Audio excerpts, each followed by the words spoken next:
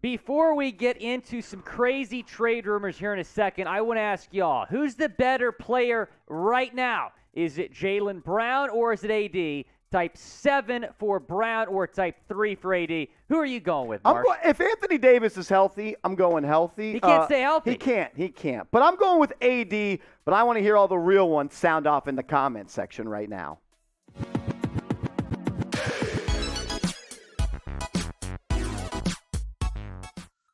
NBA Now is sponsored by Mint Mobile. If you go to mintmobile.com/chatsports, you can find that they have cell phone plans starting as low as $15 per month.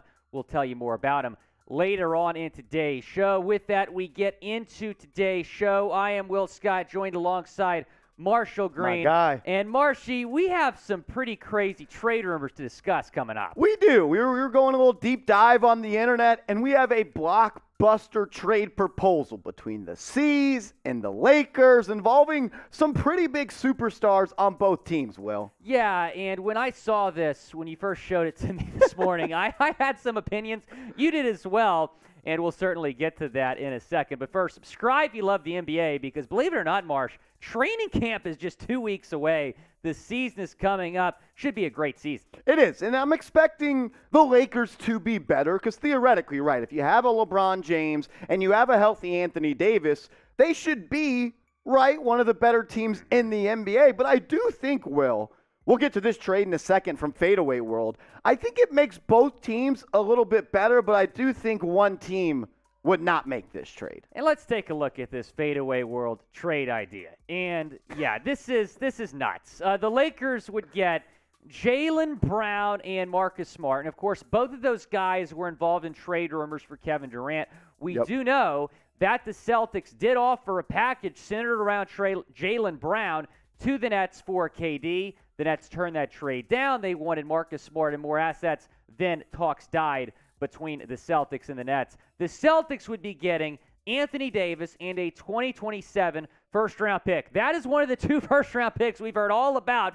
The Lakers shopping, of course. One of those 2 first-round picks would be going to the Celtics in addition to Anthony Davis. Of course, the Lakers would be getting Brown and Smart. Marshy, who wins this trade?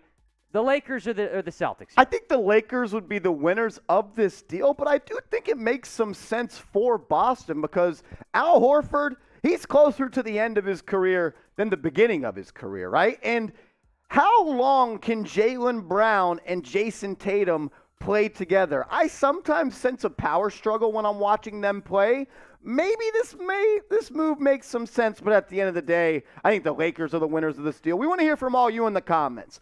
Who wins this trade? Type LAL if you're rolling with the Lake Show, or type BOS if you think the Boston Celtics come out of this trade a better basketball team. We'll tell you more and give you more about our opinions in a second, but Will, tell the good folks out there about Mint Mobile. Yeah, this trade would not be good for the Celtics, but what is great for y'all is making the switch over to Mint Mobile. You can do that at mintmobile.com/chatsports. They have unlimited premium wireless plans starting as low as $15 per month, and it's very easy to make the switch. You know, when I made the switch, I didn't have to go to a store.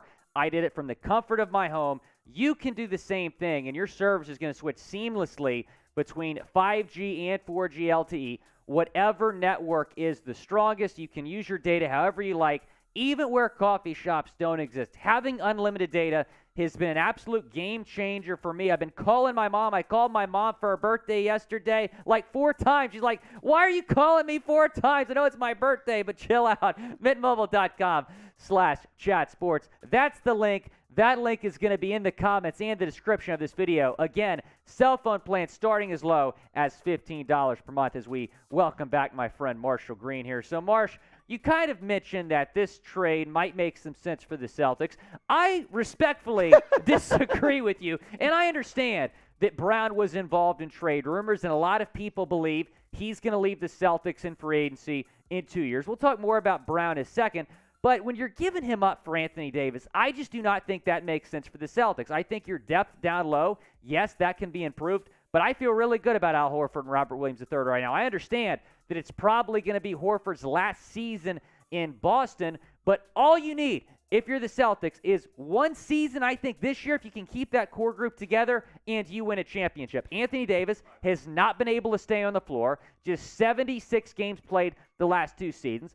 Quite frankly, I think Anthony Davis has gotten a little bit soft, and that is not what Boston wants. They want toughness. They want guys that are going to be on the floor competing every single night. JB's a durable player. Tatum is a durable player. Everyone in that Celtics rotation right now, durable, reliable. I cannot say the same about Anthony Davis.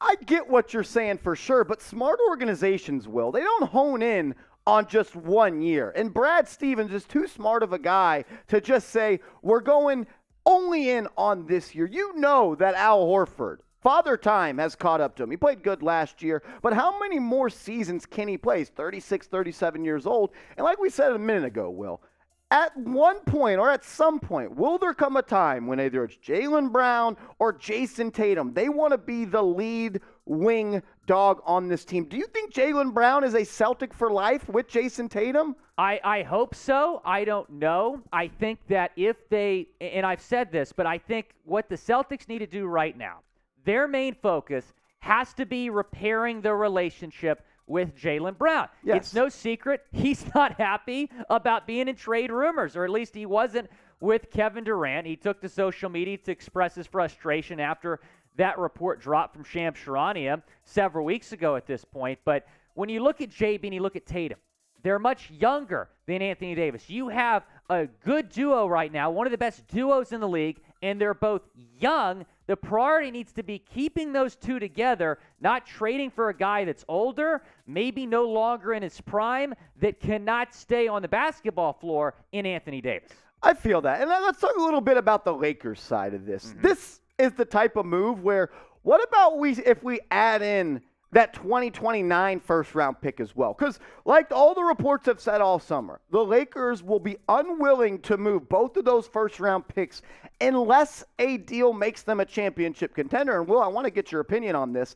Does getting rid of Anthony Davis and bringing over Jaylen Brown and Marcus Smart, would that make the Los Angeles Lakers a finals contender in the Western Conference? I want to hear from you on this. Yeah, I think so. And the West is tough. You know, the Lakers right now are not even a top 6 team in the West, in my opinion, even after the acquisition of Patrick Beverley. I still think they got to get rid of Russell Westbrook. That clearly hasn't been a fit.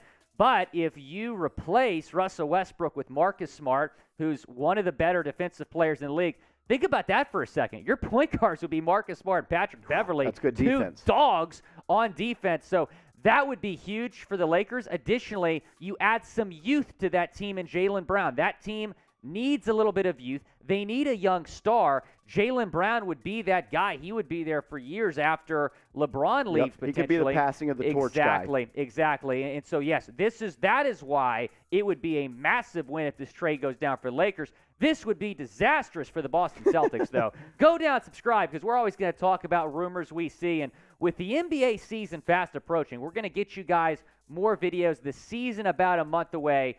Go down, subscribe to the channel. We have Los Angeles Lakers and Boston Celtics channels too, by the way. Be sure to subscribe to those as well as we take a look now at the Celtics lineup. And you lose Danilo Gallinari for the season. So I would not be shocked to see Brad Stevens go out and make a big move. Is that going to be for Anthony Davis?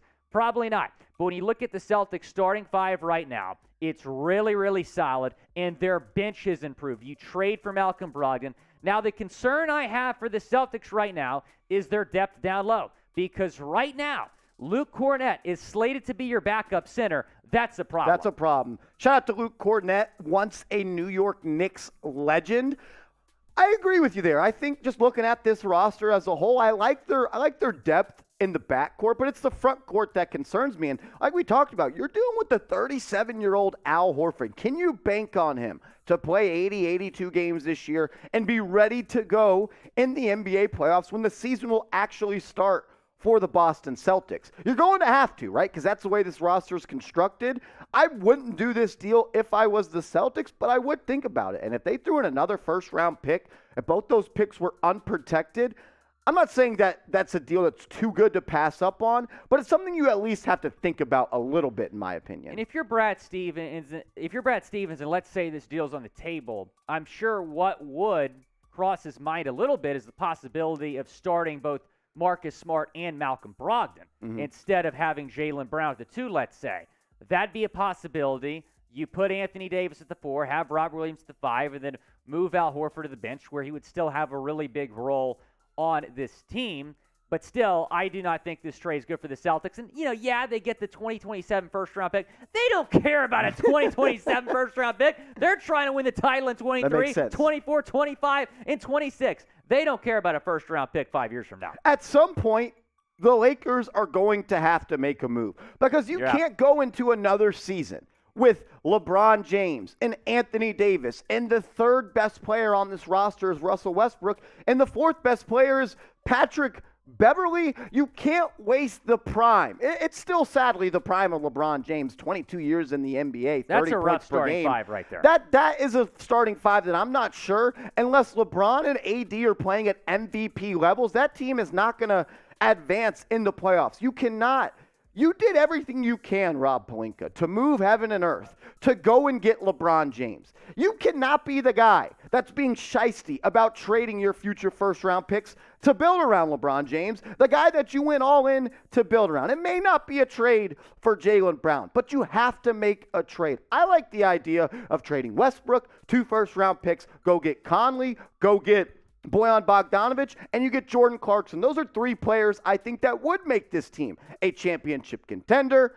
At some point, the Lake Show they will have to make a move. The only way that the trade happens with Brown and Smart, and the Celtics love Smart, so I'd be surprised if he's involved in any deal. Marcus Smart. Marcus Smart, yes, sir. I would be shocked if he's involved in any trade here, especially for Anthony Davis. But the only way an Anthony Davis, Jaylen Brown swap happens is if Brown requests a trade from Boston, which a lot of people thought that was a possibility after the Kevin Durant trade rumors. However, all the reports we're seeing, JB is all in. He loves Boston, and he wants to be in Boston long term. We'll see if that happens. He's a free agent in 24, but the only way that deal happens this offseason is if Brown requests a trade, or let's say the Celtics have a disappointing season. It's clear Brown's not going to sign an extension. Then maybe next offseason this deal goes down. But let me know again in the comments section, who wins this trade? Type LAL for the Lake Show or type BOS for the Boston Celtics. This has been Will Scott and Marshall Green. Fun show, Marshy Marsh. My guy. Be sure to go down and subscribe to the channel.